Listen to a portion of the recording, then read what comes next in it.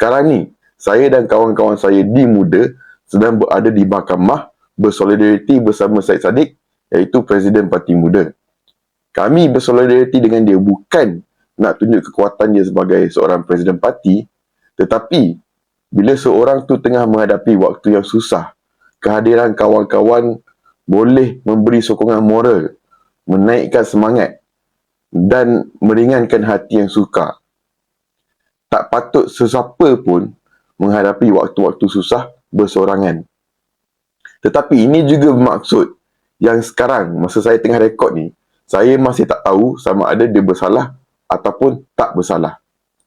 Dan untuk jujur kepada korang, saya agak bimbang lah sebab waktu daripada penyelesaian pembelaan sampai ke pembacaan keputusan adalah agak lama. Jadi, sementara kita tunggu, saya nak bercakap sikit tentang kes Syed Saddiq. Sebab saya rasa mesti ada ramai yang masih tak tahu lagi pasal kes ni. Bukannya macam ada orang cover kes ni seperti mana Patrick Teo cover kes 1MDB. Untuk video ini, saya akan berbincangkan sikit tentang tuduhan-tuduhan yang dihadapi oleh Syed Saddiq, apakah respon saya terhadap tuduhan-tuduhan ini, dan juga pasal politik balas dendam. Jadi, Syed Saddiq berhadapan dengan 4 tuduhan daripada 2 kes berbeza yang dibicarakan sekali. Saya akan bacakan tuduhan-tuduhan ini setiap perkataan berdasarkan apa yang saya dah tulis, sebab bahasa mahkamah memang susah dan saya bukan robot. Jadi, tuduhan pertama, pecah amanah ke atas dana RM1 juta Armada Bersatu dalam kurungan Seksyen 406 Kanun Keseksaan. Syed Saddiq didakwa sebagai Ketua Angkatan Bersatu Anak Muda Armada, Parti Peribumi Bersatu Malaysia Bersatu yang telah diamanahkan penguasaan ke atas dana Armada telah melakukan pecah amanah ke atas dana itu dengan membuat pengeluaran wang berjumlah RM1 juta melalui cek CIMB Bank Berhad tanpa dapatkan kebenaran daripada Majlis Pimpinan Tertinggi Bersatu. Baca musah. Tuduhan kedua, menyalahgunakan wang sumbangan untuk kempen PRU14 sebanyak RM120,000 yang dikutip melalui akaun Maybank Islamic Berhad milik Armada Bumi Bersatu Enterprise dalam kurungan Seksyen 403 Kanun Keseksaan. Tuduhan ketiga, pengubahan wang haram RM50,000 dalam kurungan Seksyen 41B Akta Pencegah pengubahan wang haram, pencegahan pembiayaan keganasan dan hasil daripada aktiviti haram, memindahkan wang berjumlah RM50,000 di dalam akaun Maybank Islamic miliknya ke dalam akaun Amanah Saham Bumi Putra miliknya masing-masing pada 16 dan 19 Jun 2018. Dan keempat tu sama jugalah. Sama juga dengan tuduhan ketiga, iaitu pengubahan wang haram sebanyak RM50,000 ke dalam kurungan Seksyen 1B Akta Pencegahan Pengubahan Wang Haram, Pencegahan Pembiayaan Keganasan dan hasil daripada aktiviti haram, memindah wang berjumlah RM50,000 di dalam akaun Maybank Islamic miliknya ke dalam akaun Amanah Saham Bumi Putra miliknya masing-masing pada 16 dan 19 Jun 2018. Saya tak tahu kenapa last tu sama, tetapi itulah saya tak faham dengan prosedur-prosedur mahkamah. Keempat-empat tuduhan ni adalah daripada 2 kes yang berbeza, iaitu kes pertama pasal dana wang Armada RM1 juta dan kes kedua pasal dana kempen PRU14 RM120,000.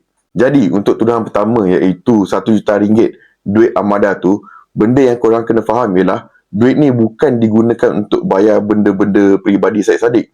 Dia bukan digunakan untuk bayar kereta ke, bayar rumah ke, beli beg Birkin ke, pergi bercuti ke.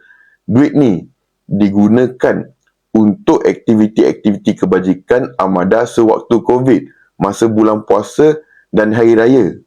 Dan aktiviti-aktiviti ini diluluskan oleh G5 Armada, kepimpinan Armada, bukan Syed Saddiq seorang saja. Dan jumlah RM1 juta tu tak ditentukan oleh Syed Saddiq. Ia ditentukan oleh Bendahari Armada pada waktu itu, Rafiq Hakim, selepas dia bercakap dengan exco yang bertanggungjawab untuk buat aktiviti-aktiviti ni. Malah arahan untuk keluarkan RM1 juta ni daripada akaun Armada bukannya datang daripada Syed Saddiq. Jadi kalau duit ni digunakan untuk aktiviti kebajikan Armada yang diluluskan oleh orang-orang dalam G5 Armada dan nilainya RM1 juta ditentukan oleh Bendahari Armada dan arahan untuk keluarkan duit ni bukannya datang daripada Syed Saddiq, habis tu kenapa Syed Saddiq bersalah?